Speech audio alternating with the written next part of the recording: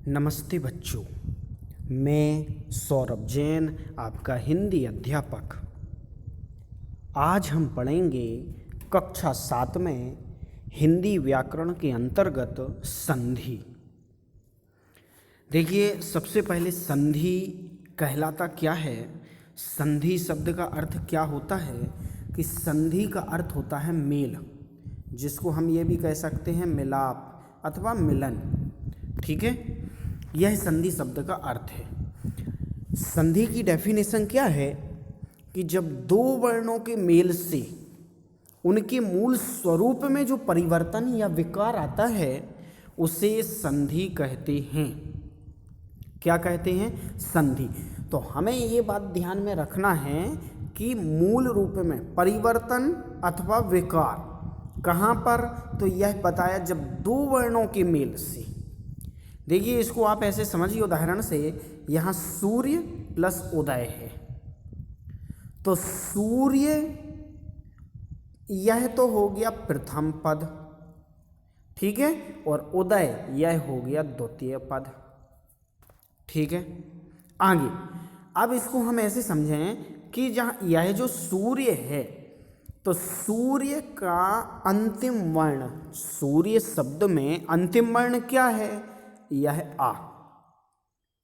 और उदय यह द्वितीय पद, इस द्वितीय पद का प्रारंभ का वर्ण, स्टार्टिंग का वर्ण क्या है? उ। तो संधि किस किस में हुई? आ और उ, इन दोनों में मिलकर क्या हो गई? संधि हो गई। तो इन दोनों को मिलकर क्या बना? उ बना। तो ये जो परिवर्तन हुआ, इस परिवर्तन को क्या कहते हैं? संधि कहते हैं। समझ में आया? संधि में हमें क्या बात याद रखना है? प्रथम पद और द्वितीय पद, प्रथम पद और द्वितीय पद। एक बात तो ये। दूसरी बात यह है कि प्रथम पद का अंतिम वर्ण कौन सा है और द्वितीय पद के स्टार्ट का वर्ण कौन सा है। ठीक है, समझ में आया? क्या कहा? दोनों की वर्ण, प्रथम पद का लास्ट वाला और इसके प्रारंभ का। समझ में आई बात? आगे और उदाहरण से अपन इसको समझते हैं, जैसे नर प्लस इंद्र। ठीक है, तो यहाँ पर प्रथम पद का अंतिम वर्ण कौन सा है? कि वही है रा। इस रा में क्या है?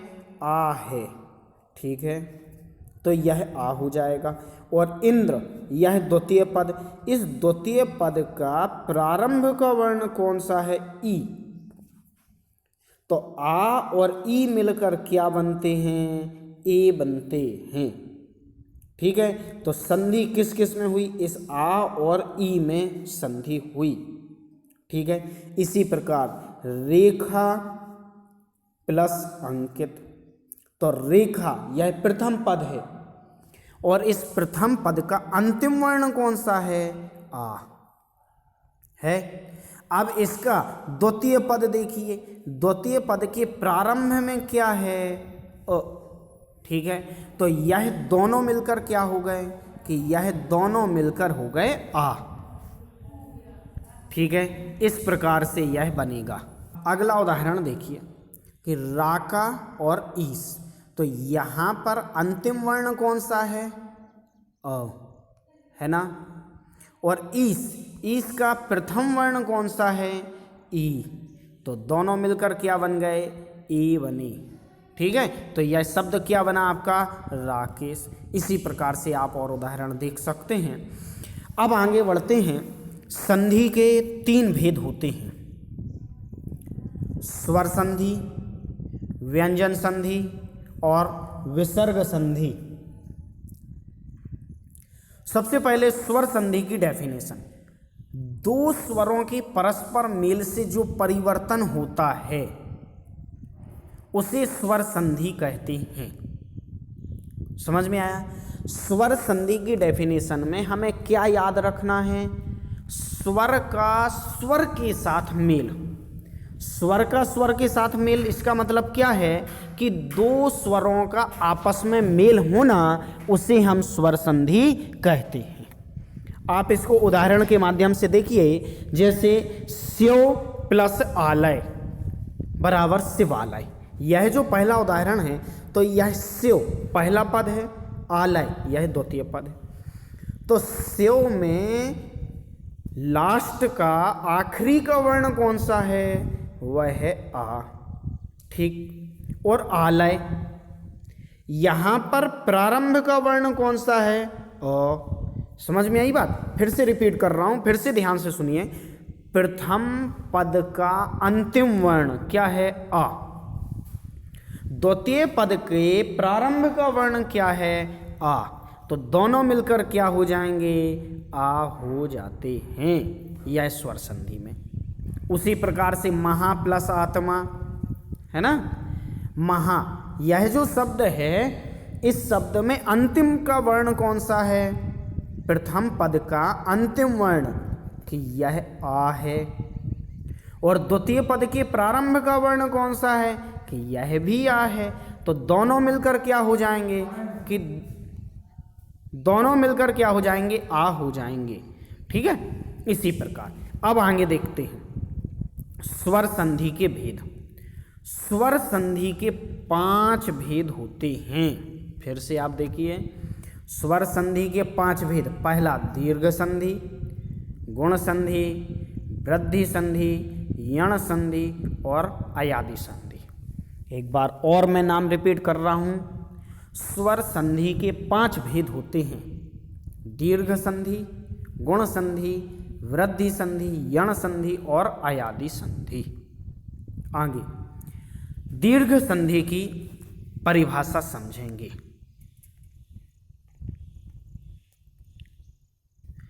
दीर्घ संधि में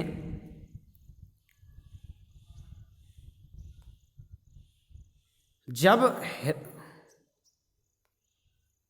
दीर्घ संधि में क्या कहा, जब ह्रस्व या दीर्घ स्वर के बाद, ह्रस्व या दीर्घ स्वर के बाद ह्रस्व या दीर्घ स्वर आए तो दोनों मिलकर दीर्घ हो जाते हैं। ह्रस्व का मतलब होता है लघु, ठीक है, और दीर्घ का मतलब क्या होता है, बड़ा। समझ में आ रही बात? फिर से, ह्रस्व या दीर्घ स्वर के बाद ह्रस्व या दीर्घ स्वर हो तो दोनों मिलकर क्या हो जाते हैं, कि दोनों मिलकर दीर्घ हो जाते हैं। इसको आप उदाहरण से समझिए। जैसे यहां आप फार्मूला देखिए, मैंने फार्मूला भी दिए हैं। अ प्लस अ इज इक्वल टू आ, है ना। फिर से अ प्लस अ इज इक्वल टू आ। तो धर्म प्लस अर्थ, धर्म में अंतिम वर्ण कौन सा है, अ, ठीक है। और अर्थ में प्रारंभ का वर्ण कौन सा है, कि यहां भी आ है। तो दोनों मिलकर क्या हो जाएंगे, कि दोनों मिलकर आ बनेंगे।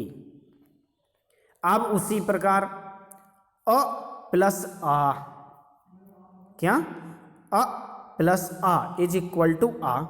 तो हिम, यहां पर क्या है, कि यहां पर यह आ है, ठीक है ना, आ। और आलय, यहां पर क्या है, यह आ है। तो दोनों मिलकर क्या हो गए, आ हो गए, ठीक है। अगला फार्मूला आ प्लस अ, तो दोनों मिलकर क्या बनेंगे, कि दोनों मिलकर भी आ ही बनेंगे। विद्या प्लस अर्थी, विद्यार्थी, बिल्कुल सरल है। अब यहां पर चौथा फार्मूला क्या है, चौथा फार्मूला है अ प्लस आ इज इक्वल टू आ।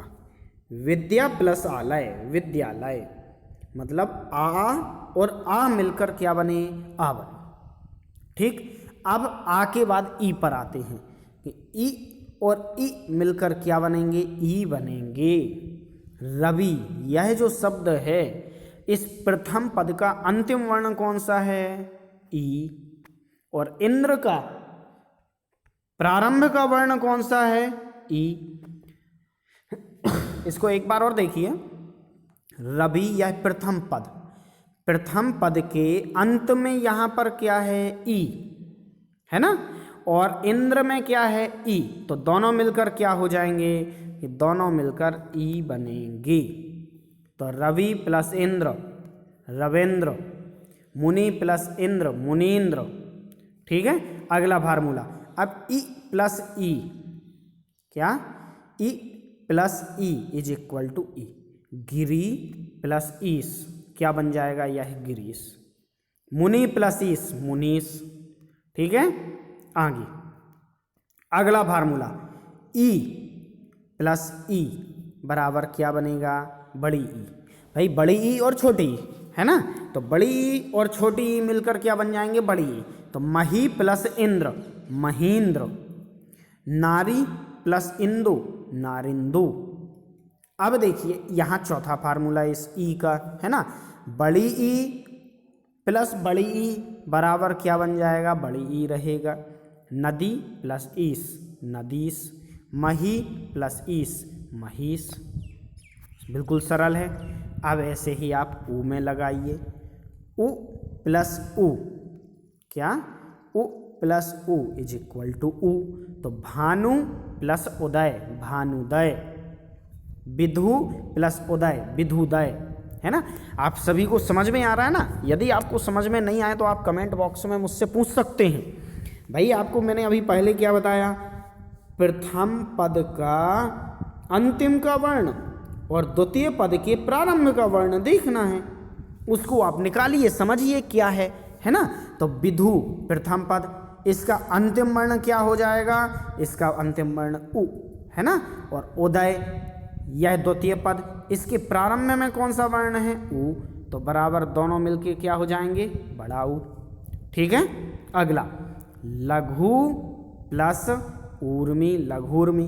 तो अब यहाँ क्या है, उ प्लस उ बराबर उ, है ना, छोटा उ और बड़ा उ।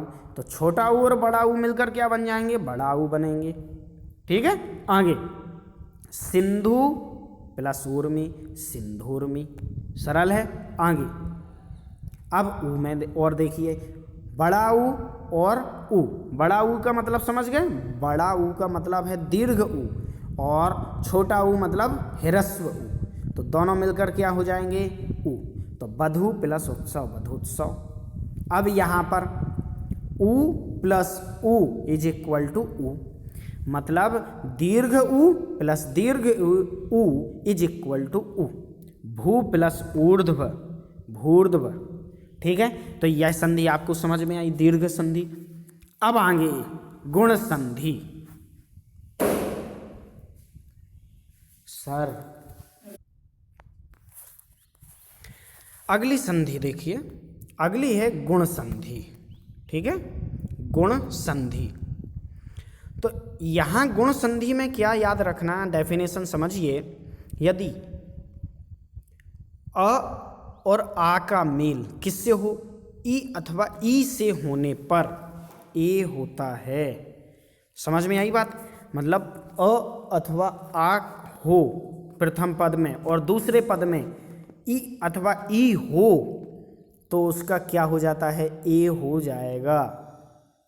ठीक है, आगे उ और उ होने पर किसके साथ में, आ अथवा आ के साथ में ही, है ना, ये कॉमन रहेगा आ और आ, है ना। तो उसके साथ यदि उ और उ हो तो क्या बन जाएगा, ओ बनेगा। और यदि आ अथवा आ के साथ ऋर है तो ऋर का क्या बन जाएगा, अर बन जाता है। देखिए इसको उदाहरण से देखिए, बहुत जल्दी आपको समझ में आएगा। देखिए अ प्लस ई इज इक्वल टू क्या हो गया, ए हो बन गया इधर पर। ठीक है, तो नर प्लस इंद्र इज इक्वल टू क्या बना, यहाँ पर नरेंद्र बना, बना कि नहीं बना। तो अब उसी प्रकार यहाँ पर देखिए अगला उदाहरण, अ प्लस ई इज इक्वल टू ए। ठीक है, तो नर प्लस ईस क्या बन गया, यह है नरेश, ए हो गया ना।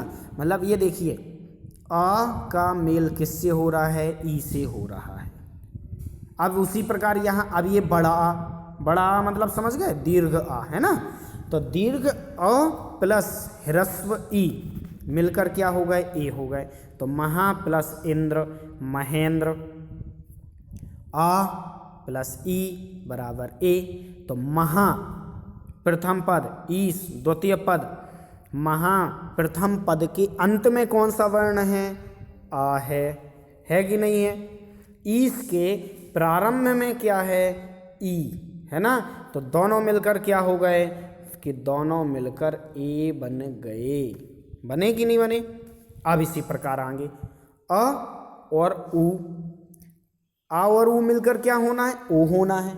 तो आ और उ, तो आ और उ मिलकर क्या बन गया, ओ। ज्ञान प्लस उपदेश, ज्ञान उपदेश। अगला उदाहरण देखिए, आ प्लस उ मिलकर क्या बनेंगे, इधर भी ओ बनेंगे। देखिए अंतर देखिए, यहाँ पर ह्रस्व है, यहाँ पर दीर्घ है ना।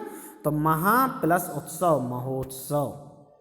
समझ में आ रहा है आपको, यह गुण संधि जो है आप सभी के समझ में आ रही है। आगे और एग्जाम्पल देखिए इसके आगे कि आ प्लस ऊ इज इक्वल टू क्या हो जाएगा, ओ। जैसे जल प्लस ऊर्मी, जलोर्मी। तो आ और ऊ मिलकर क्या हो गए, ओ बन गए, है ना। ये अगला उदाहरण, आ और ऊ दोनों मिलकर यहाँ ओ, महा प्लस ऊर्मी, महोर्मी। अब ऋर का अ प्लस ऋर, तो अर बन जाएगा। तो देव प्लस ऋषि, देवर्षि। आ प्लस ऋर अर, महर्षि। समझ में आया सभी को। इसी प्रकार से अब देखिए वृद्धि संधि। वृद्धि संधि की परिभाषा क्या है कि जब पहले शब्द के अंत में अ या आ हो तो दूसरे शब्द के प्रारंभ में ए आई ओ औ आए, तब दोनों मिलकर आई और औ हो जाते हैं। समझ में आया। आपको ये ध्यान में रखना है, यदि अ है इधर, है ना, और प्रथम पद में, द्वितीय पद में यदि ए है तो दोनों मिलकर क्या हो जाएंगे, आई हो जाएंगे, है ना। देखिए इसको उदाहरण से समझेंगे। जैसे यहाँ अ प्लस ए इज इक्वल टू आई, एक धन एक, एकैक। मत प्लस एक, मतैक। तो अब देखिए मतैक में क्या है, यहाँ प्रथम पद में तो है आ और द्वितीय पद में क्या है, आई। तो दोनों मिलकर क्या रहेंगे, आई ही रहेंगे। ठीक है। अब जैसे इधर आ है ना, तो आ और ए मिलकर क्या हो गए, आई। सदा प्लस एव, सदैव। आ प्लस आई बराबर आई। तो महा प्लस ऐश्वर्य, महेश्वर्य, है ना। आगे आ प्लस ओ बराबर औ, वन प्लस औषधि, वनौषधि। महा प्लस औषधि, महौषधि। आ और ओ मिलकर क्या बना, औ। इधर भी आ और औ मिलकर क्या, औ। तो परम प्लस औषध, परमौषध। आ और औ मिलकर औ, महा प्लस औषध, महौषध। ठीक है, इस प्रकार से ये बनेगा। अब है यण संधि। यण संधि समझिए, यदि पहले शब्द के अंत में क्या, ई और ई हो, है ना, और ऊ या ऋर हो। देखिए अपने को क्या क्या देखना है। प्रथम शब्द के अंत में ई अथवा ई हो, ऊ अथवा ऊ हो, अथवा ऋर हो। ये सभी चीजें अपने को कहाँ देखनी है, प्रथम पद के अंत में। और दूसरे शब्द के प्रारंभ में कोई अन्य स्वर हो, कोई भी स्वर हो, तो उसका क्या हो जाएगा, या, व और रा हो जाता है। समझ में आया, नहीं आया। देखो यदि ई और ई हुआ तो क्या हो जाएगा, या बनेगा। ऊ का क्या बन जाएगा, वा। और ऋर का क्या बन जाएगा, रा बनेगा। तो इसको क्या कहते हैं, यण संधि कहते हैं। इसको उदाहरण से देखिए। जैसे ई प्लस आ मिलकर क्या बन जाएगा, या बन जाएगा। तो यदि प्लस अपि, यद्यपि, है ना। ई और आ का क्या बन जाएगा, या। तो इति प्लस आदि इत्यादि, ई प्लस आ इज इक्वल टू आ, तो नदी प्लस अर्पण क्या बन जाएगा, यह है नद्यर्पण। समझ में आया। आगे देवी प्लस आगमन दिव्यागमन, है ना, ये दिव्यागमन। ये कैसे बना देखिए, देवी में क्या है ई और आगमन में क्या है आ, तो दोनों मिलकर क्या बन गए या, है ना। अब अगला उ प्लस आ मिलकर क्या बने वा, तो अनु प्लस आय अन्वय। उ प्लस आ का क्या बना वा, सु प्लस आगत स्वागत। तो अब देखिए इसको कैसे बनेगा, सु शब्द है यह, है ना, तो इस सु शब्द में से जब ऊ हट जाएगा क्या बनना है, यहाँ पर ऊ की जगह क्या आ जाएगा, यह वा आ जाएगा, है ना। ऊ की जगह क्या आ जाएगा, वा आ जाएगा। भाई वा तो रहेगा आधा, है ना। अब आगत, आगत में जो आ है यह आ इस वा में जुड़ जाएगा तो यह वा पूरा हो जाएगा, तो क्या बन जाएगा स्वागत। समझ में आ रही बात। आगे अनु प्लस एषण अन्वेषण, है ना, और ऋर का ऋर प्लस आ बराबर रा, तो पितृ प्लस आज्ञा पित्राज्ञा। ठीक है। अब आगे अयादि संधि। अयादि संधि में क्या है कि जब ए आई, देखिए ए आई ओ औ के बाद कोई भिन्न स्वर हो, मतलब प्रथम पद में ए आई और ओ औ हो और उसके बाद कोई भी भिन्न स्वर आ जाए तो ए का क्या हो जाएगा आय, आई का आय, ओ का क्या हो जाएगा आओ और औ का क्या बनेगा आओ में बदल जाता है। ध्यान रखना, ये चार बातें याद रखना। कौन कौन सी चार बातें, सबसे पहले ए का क्या बनेगा आय, आई का क्या बनेगा आय, ओ का आओ और औ का आओ। ठीक है। आगे